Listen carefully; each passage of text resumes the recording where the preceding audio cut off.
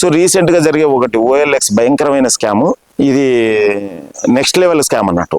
అట్లా అని చెప్పి దీన్ని మీరు ఎవరైనా ప్రాక్టీస్ చేయకండి, కాదు జాగ్రత్త కోసం చెప్తున్నాను అన్నట్టు. హైదరాబాద్ లో జరిగింది. వాడు 250 మందిని మోసం చేసినాడు. అంటే 500 మందిని మోసం చేస్తే గానీ 250 మంది దగ్గర డబ్బులు తీసుకోలేడు. వాడు ఏం చేశాడంటే, OLX దే ఇది స్కామ్. OLX లో మీరే ఒక ఐఫోన్ పెట్టినారు. ఫోనే, మళ్ళీ బైకులు కార్లు కాదు, ఫోన్ మాత్రమే. మీది 16 15 ఏదో పెట్టినారు. ఒక 50,000 పెట్టినారు.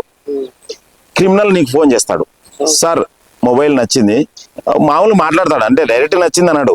ఒకటే సరే, సార్ ఎన్ని రోజులు వాడినావు ఏంటి అన్న డ్యామేజెస్ ఉన్నాయి. మీరు కూడా ఏం చేస్తారు, సంవత్సరం అని చెప్తే 8 నెలలు అని చెప్తారు, డ్యామేజ్ అయినా కానీ కాలేదని చెప్తారు. మీరు అమ్ముకోవాలనుకున్నారు కాబట్టి అంతే కదా.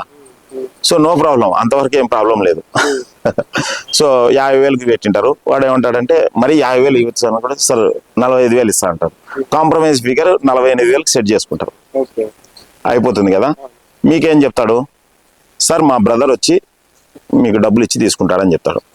అంటే మీకు ఏమైనా ఇన్ఫర్మేషన్ ఉంది, వాళ్ళ బ్రదర్ వస్తాడు 48,000 ఇస్తాడు, తీర్చి తీసుకుంటాడు, అయిపోయింది కదా.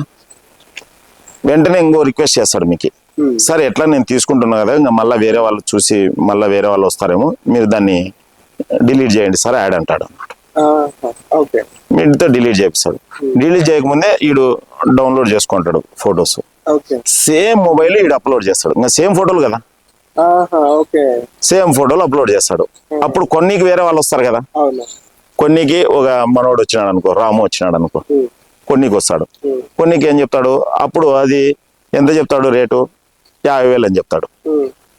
ఫైనల్ గా రేట్ ఎంతకు సెట్ అవుతాడు, 48,000కి సెట్ అవుతాడు. అంతే.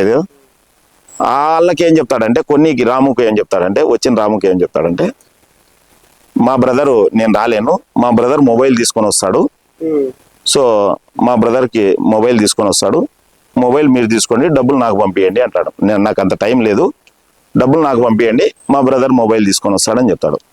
ఇప్పుడు రాము మీరు ఇద్దరు ఒకరికొకరు ఒక పర్టికులర్ ప్లేస్ లో కలిసేటట్టు వాడే ప్లాన్ చేస్తాడు. మీరు కలిసారు.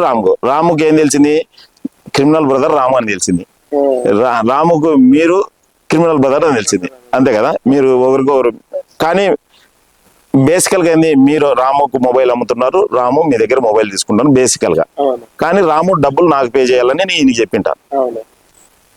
మీరేం చేస్తారు, మొబైల్ చేతిలో ఉంటుంది, ఇట్లా మొబైల్ చూస్తారు, అదే రాముకు మొబైల్ ఇస్తారు, మొబైల్ అన్ని చూసుకుంటాడు. సో అప్పుడే క్రిమినల్ ఫోన్ చేస్తాడు రాముకు, మొబైల్ బాగుందా, బాగుంది, చూసినారా, ఓ పని చేయి, నేను మీటింగ్కి వెళ్ళిపోతున్నాను, కొద్దిగా అర్జెంటుగా ఉన్నాను, ఎయిర్పోర్ట్లోకి వెళ్ళిపోతున్నాను, మళ్ళీ నాకు సిగ్నల్ అందుతుందో లేదో, మీరు తర్వాత ఎట్లా మొబైల్ అంతా ఓకే కదా, నాకు డబ్బులు పంపించేసే అంటాడు అన్నట్టు. రాము క్రిమినల్కి డబ్బులు పంపిస్తాడు. ఇప్పుడు మొబైల్ ఎవరి చేతుల్లో ఉంది, రాము చేతిలో ఉంది. ఎవరికి డబ్బులు కావాలి, మీకు కావాలి. కానీ మీరిద్దరు కొట్లాడతారు. ఫైనల్ గా నీ మొబైల్ నీకు ఉంటుంది, రాముకు 50,000 బొక్క అవుతుంది.